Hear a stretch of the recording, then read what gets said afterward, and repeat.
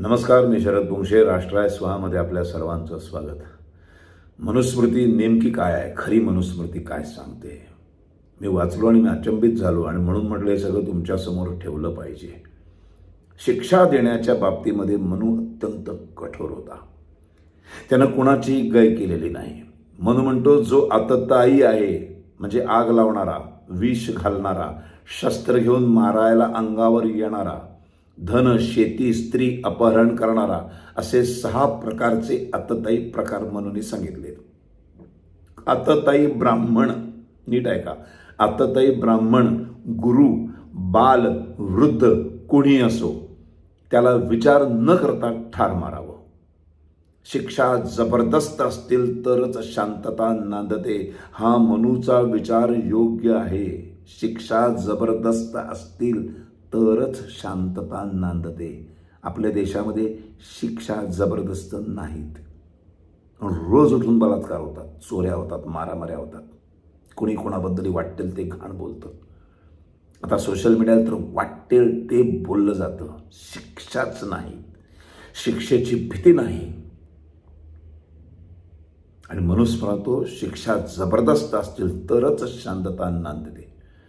मनूने ब्राह्मणाचा गौरव जागोजागी केलाय, पण मनूला कोणता ब्राह्मण अभिप्रेत आहे हे नाही, आपण हे बरोबर लपवून ठेवलं जातं. ज्याने वेदशास्त्राचा अभ्यास केलेला आहे, जो सच्चरित्र व सत्वशील आहे, निरीच्छ असंग्रही आहे. काय, निरीच्छ असंग्रही आहे. ज्याच्याजवळ 1 मास पुरेल एवढेच धान्य आहे, जो असंग्रही आणि परोपकारी आहे, अशा ब्राह्मणांचा मनूनं गौरव केलाय. अशांना मनू ब्राह्मण म्हणतो. केवळ जन्माला आला म्हणून ब्राह्मण होत नाही, आणि जन्माला आला म्हणून शूद्र होत नाही, जन्माला आला म्हणून क्षत्रिय होत नाही, जन्माला आला म्हणून वैश्य होत नाही. केवळ जातीनं ब्राह्मण आहे तो ब्राह्मण नव्हे. मनूने दोषी ब्राह्मणाला शूद्रापेक्षा 128 पट दंड द्यावा, प्रसंगी वधदंड द्यावा. त्याला काही येत नसेल तर त्यास बिगारी कामाला जुंपवावे असेही म्हटलेले आहे.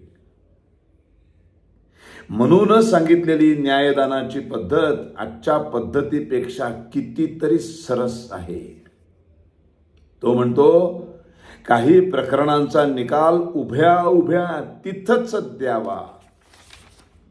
आज आपल्याकडे काय परिस्थिती आहे, भयान परिस्थिती. एकदा कोर्टात उभे राहिलो की मरेपर्यंत केसचा निकालच लागत नाही. म्हणून काय सांगतोय, काही म्हणजे बलात्कार वगैरे अशा ज्या शिक्षा आहे तिथल्या तिथं त्याचा निकाल द्यायला पाहिजे. मनूने न्यायालयामध्ये चालणाऱ्या खटल्यांचे 18 प्रकारात वर्गीकरण केलंय. अयोग्य न्याय देणारे न्यायाधीश आणि न्यायसभेतील सभासद दोषी ठरतील. साक्षीदार खरे असावेत. प्रत्यक्ष पाहणारा व प्रत्यक्ष ऐकणारा साक्षीदार खरा मानावा. आजच्या न्यायाधीशाने मनुस्मृती वाचली पाहिजे. शत्रूला सतत घाबरवावे म्हणून म्हणतो. शत्रूला सतत घाबरवावे, त्याला स्वस्थता मिळू देऊ नये, हे मनूचे विचार पाकिस्तान, चीन रोज आचरणात आणतायत. आम्ही नाही आणत. उठसूट युद्ध करावं असं मनू कधी म्हणत नाही. तो म्हणतो युद्धात विजय अनिश्चित आहे, म्हणून शक्यतो युद्ध टाळावं. सामदाम दंडभेद वापरून शत्रूला दुर्बळ करावं. गुप्तचर यंत्रणा कशी असावी या मनूने केलेले विवेचन आजच्या CBIला उपयोगी पडणार आहे. म्हणून गुप्तचराचे 5 प्रकार सांगितले.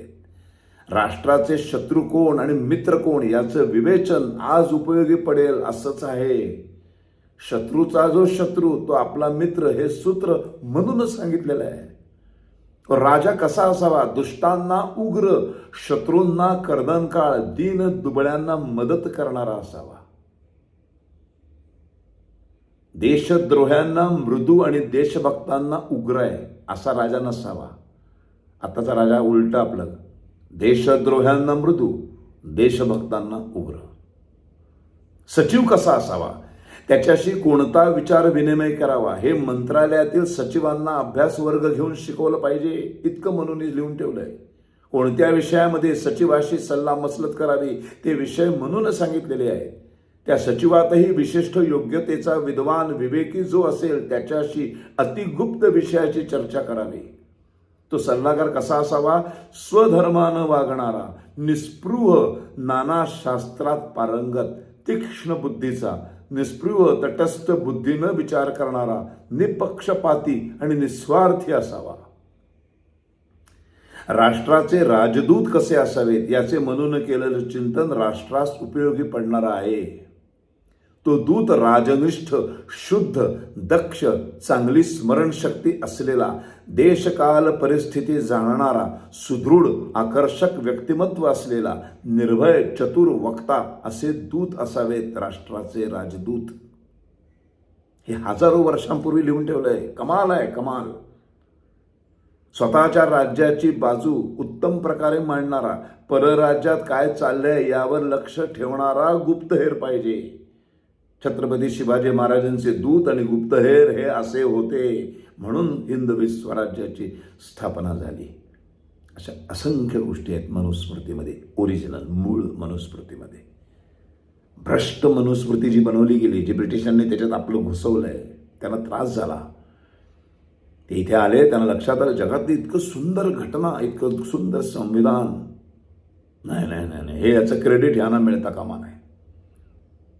मग संस्कृत भाषा गायब झाली. मग हे सगळं उचललं, इंग्लिश त्याचं ट्रान्सलेशन करताना त्यांनी त्याचा सत्यानाश केला.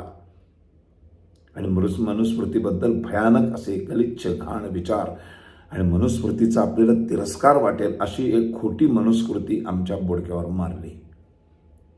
म्हणून हा माझा प्रयत्न आहे. आत्ता इथेच थांबतो. पुढच्या भागात मनुस्मृती.